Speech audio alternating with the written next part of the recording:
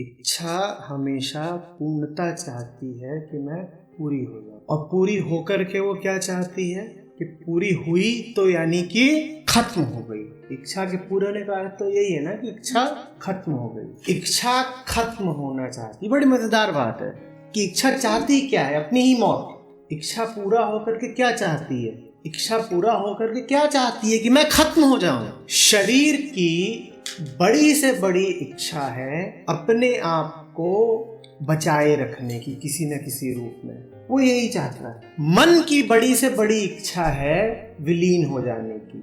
शरीर की बड़ी से बड़ी इच्छा है अपने आप को बचाए रखने की, और मन की गहरी से गहरी तृप्ति इसमें है कि वो शांत हो जाए। अब बात समझ रहे हैं? शारीरिक इच्छा जब भी उठेगी, ध्यान दीजिएगा, शरीर संबंधी इच्छा आपको जब भी उठेगी, वो इच्छा कहेगी शरीर की तृप्ति करो। और मानसिक इच्छा जब भी उठेगी वो यही कहेगी कि पाने से मन शांत हो जाए। क्योंकि आमतौर पे हम ऐसा पाते हैं कि कुछ इच्छाएं हैं जो शारीरिक लगती हैं, और कुछ इच्छाएं अब तुम्हें शोहरत चाहिए, तुम नहीं कह पाओगे कि ये शारीरिक इच्छा है। तुम्हें यदि शोहरत चाहिए तो तुम नहीं कह पाओगे कि शारीरिक इच्छा है। पर अगर तुम्हें भूख लगी है, पेट भरना है, तो तुम नहीं कह पाओगे कि ये मात्र मानसिक है। तुम कहोगे यही कि तो शरीर की जरूरत है। तो हमने क्या कहा? शरीर की बड़ी से बड़ी इच्छा है कि मैं बचा रहा हूं, मन की बड़ी से बड़ी इच्छा है कि मैं शांत हो जाऊं। ये दोनों मिल जाते हैं, जहां दोनों एक साथ पूरे होते हैं, वो जगह है सेक्स, वो क्षण है संभोग का। यहाँ मन भी शांत, और जो शरीर को चाहिए था कि वो बना रहे, तो जो आप खाना खाते हो वो तो बस आपको इतनी ही सांत्वना देता है कि ये शरीर अभी बना रहेगा अगले कुछ सालों तक। लेकिन संतान का होना शरीर को ये सांत्वना दे जाता है कि जब ये शरीर नहीं रहेगा तब भी मैं बचा रहूंगा। नतीजा ये होता है कि सेक्स एक ऐसी इच्छा है जो ऊंची से ऊंची इच्छा है, कभी न पूरी हो पाने वाली इच्छा है। और जो कभी न पूरी हो पाने वाली इच्छा होती है सबसे ज्यादा चिल्लाती है कि मुझे पूरा करो, मुझे पूरा करो, मुझे पूरा करो। मदर इच्छा है वो, बिल्कुल फंडामेंटल, क्योंकि वो शरीर की भी फंडामेंटल इच्छा को पूरा करता है और मन की भी जो गहरी इच्छा होती है उसको पूरा करता है। शारीरिक मिलन के क्षण में मन रुक जाता है, बिल्कुल सोचना संभव नहीं हो पाता। होता वो सब बस एक हार्मोनल प्रभाव में ही है, पर हो जाता है। तो इसीलिए जो जीव है पूरा, उसका पूरा ऑर्गेनिज्म है, जो पूरी बीइंग है, वो इतना आतुर रहती है इसके लिए, इतनी गहराई से। समझ रहे हैं? इस अर्थ में कि उस क्षण में समस्त इच्छाएं पूरी हो गई सी लगती हैं, वो क्षण करीब करीब दैवीय हो जाता है। उसमें वास्तव में कुछ नहीं दैवीय है तो वही जैसा आप जानते हैं उसको, दो जिस्म मिल रहे हैं और कुछ नहीं हो गया उसमें विशेष।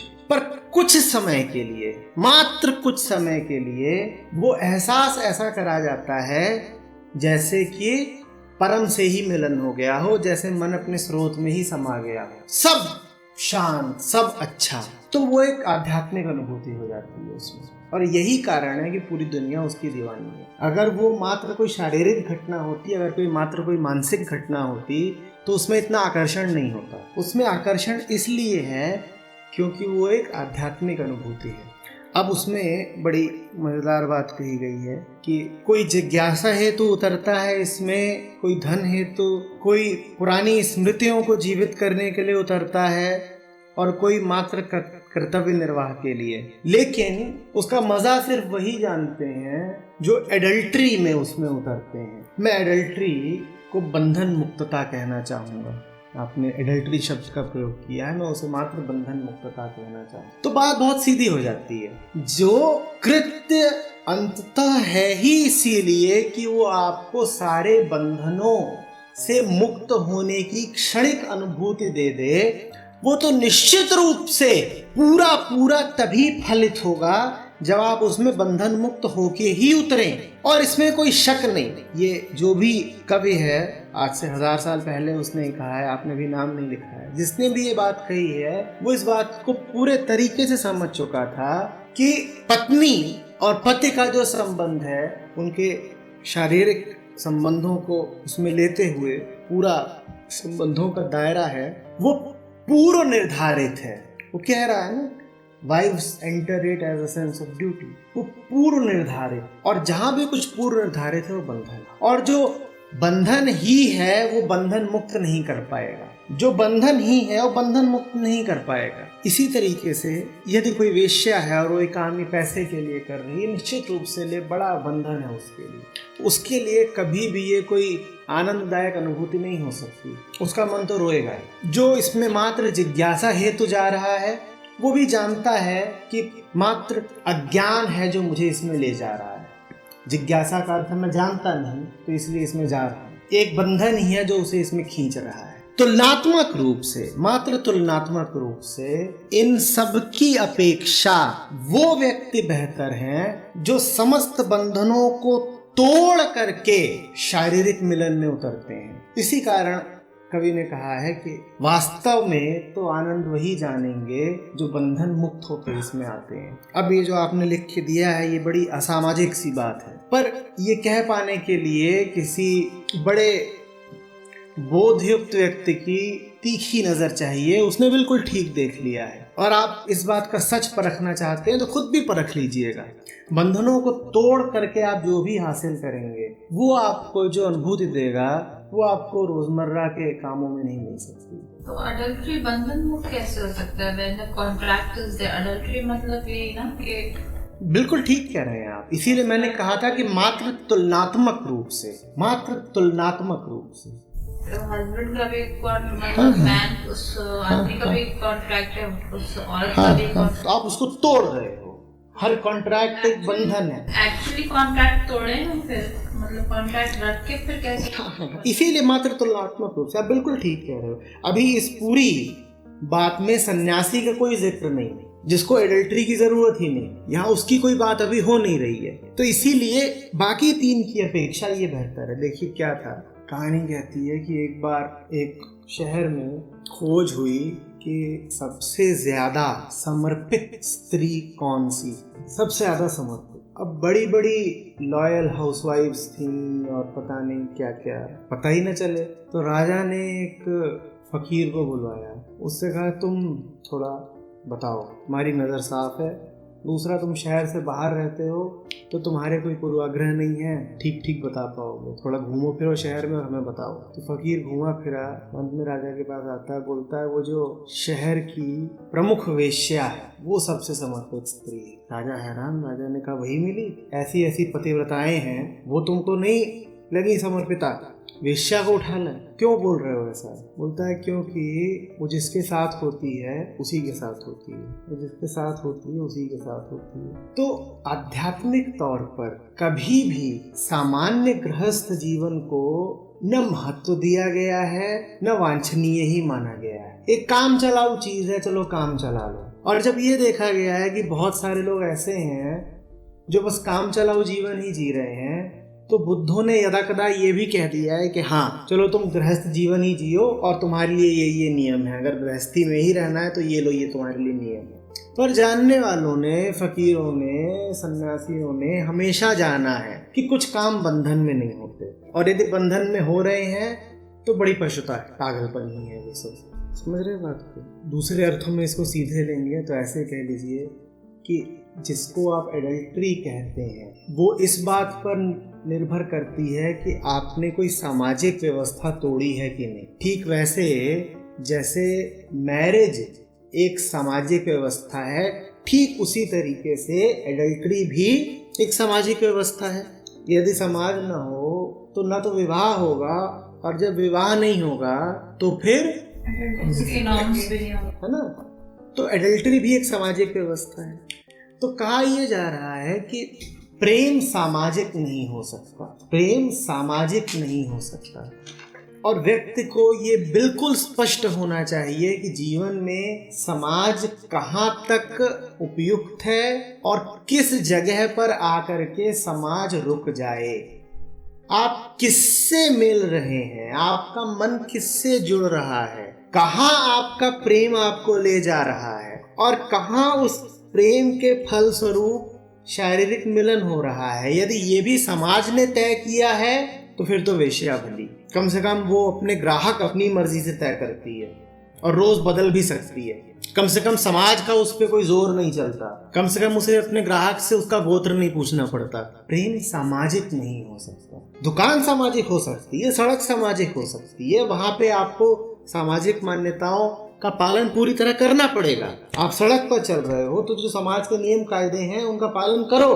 तो अगर मैरिज पे कॉन्ट्रैक्ट है तो उसका भी पालन करो।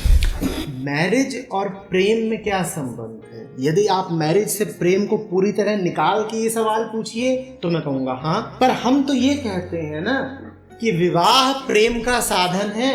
यदि मैरिज का प्रेम से कोई संबंध ना हो तो मैं कहूँगा बिल्कुल कॉन्ट्रैक्ट भर है, पर प्रेम तो कॉन्ट्रैक्ट नहीं हो सकता। प्रेम तो कॉन्ट्रैक्ट नहीं हो सकता। पिछली क्लास में कहा था तो दैट केस कॉन्ट्रैक्ट को ब्रेक करिए। मैंने व्यंग किया था, मैंने कहा था कि जब कॉन्ट्रैक्ट करे ही बैठे हो तो पालन करो। वो व्यंग है, आप समझे नहीं थे क्या कि मैं कह रहा हूँ कि जब तुमने व्यापार अब कर ही लिया है, जब तुमने प्यार को व्यापार बना ही लिया है तो उसे बनाई तो पूरी तरह व्यापार। तो पहली बात तो ये कि तुमने व्यापार बनाया ही क्यों, तुमने उसमें सौदेबाजी करी ही क्यों, कॉन्ट्रैक्ट करा ही क्यों। जो चीज कॉन्ट्रैक्ट के दायरे में आनी ही नहीं चाहिए तुमने वहां पे कॉन्ट्रैक्ट करा कैसे? पहली भूल तो यही कर दी ना। प्रेम के लिए सब शादी नहीं करते हैं ना, वो तो एक सोसाइटल नॉर्म है। बस ऐसा ही होना चाहिए कि प्रेम के लिए शादी ना करो, प्रेम कहीं और करो। बिल्कुल आपने आज पकड़ ही ली बात। Don't mingle both the things. Don't mix these two. Yeah, separate. बहुत अलग अलग चीजें हैं। हाँ, और क्या, personal professional, this is professional thing. Contract है ठीक।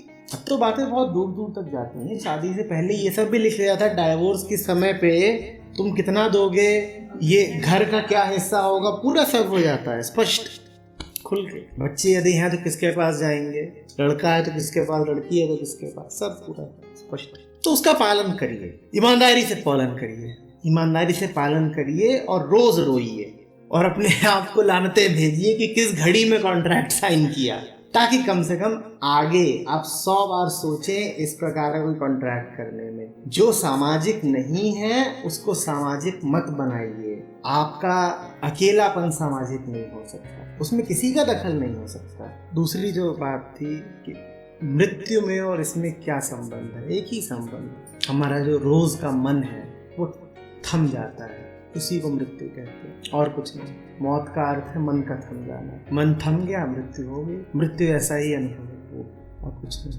कबीर की कितनी साखियां हैं जिसमें कबीर ने मृत शरीर को दुल्हन से ही इंगित किया है। वो कहेंगे कि ये जो अर्थी निकल रही है ये 4 कहार हैं जो मेरी पालकी लेके जा रहे हैं। तो मौत में और विवाह में, मौत में और परम से मिलन में संतों ने हमेशा समानता देखी है, हमेशा एक सा ही अनुभव मिल जाने में। एक जगह कहते हैं कि पानी पहले हिम हुआ और फिर हिम होकर के भाप हो गया जो दिखाई भी नहीं पड़ती, अदृश्य हो गया, चला गया। और फिर कहते हैं जो था वही हो गया, जो वो था ही वही हो गया। तो यही है। तो मौत कोई दर्दनाक घटना नहीं है, वो दर्दनाक सिर्फ अहंकार के लिए है, वही मरता है। मौत मात्र विचारों को खत्म कर देती है और नहीं कुछ खत्म हो जाता, क्योंकि और नहीं कुछ शुरू हुआ था। आपने सोचना ही भर तो शुरू कर दिया था। और शुरू क्या हुआ है, एक दृष्टि ही तो शुरू हुई थी, और जिसको आप जन्म बोलते हैं उसके साथ और क्या शुरू हो जाता है, सोचना शुरू हो जाता है, परसेप्शन शुरू हो जाता है, और उसी की मौत भी होती है और थोड़ी कुछ मरता है। इसीलिए संतों ने उसको कोई विशेष घटना कभी माना नहीं। कुछ ने तो कहा है कि बड़ी अच्छी घटना है, मजेदार है, उत्सव मनाओ। ओशो यही करते थे, कोई मरा है चलो तालियां बजाओ, गया। बुद्ध मरे तो बोले महापरिनिर्वाण, छोटा मोटा नहीं बड़ा वाला निर्वाण, पूरा पिंड छूटा। किसी ने बाद में पूछा कि पिंड तो छूटा पर किसका, भाई कोई होना चाहिए, यानी कि कोई बचा होगा तभी ना उसका पिंड छूटा। जब आप कहते हैं मुक्ति मिल गई तो किसी को मिली होगी, जिसको मिली वो तो बचा रह गया। कहते हैं जिस जन मास्टर से पूछा गया उसने बड़ी जोर से डंडा मारा, भाई इतने धूर्त मन के साथ तो कुछ नहीं समझ पाएगा, जो शब्दों में ऐसे घुस के बात निकाल लाता हो। घटना है वास्तविक। एक पहुंचा यही पूछने कि आप कहते हैं कि पूरा मुक्त हो गया तो क्या मुक्त हो गया, बड़ी जोर से लगाए। फिर बाद में उसका जो कारण दिया जाता है वो ये कहा जाता है कि बुद्ध का जो निर्वाण है वो मुक्ति है ही नहीं, वो है बुझ जाना, निर्वापित हो जाना। बुझ जाने में कुछ मुक्ति क्या है, कुछ था जो लगता था है वो नहीं है, कुछ मुक्त नहीं होगा। तो इसका पर जब मैंने उसको पढ़ा मैंने देखा कि डंडा मारा, मैंने सही डंडा मारा। इतने चतुर दिमाग को तो डंडे के अलावा और कुछ कहाँ से ढूंढ के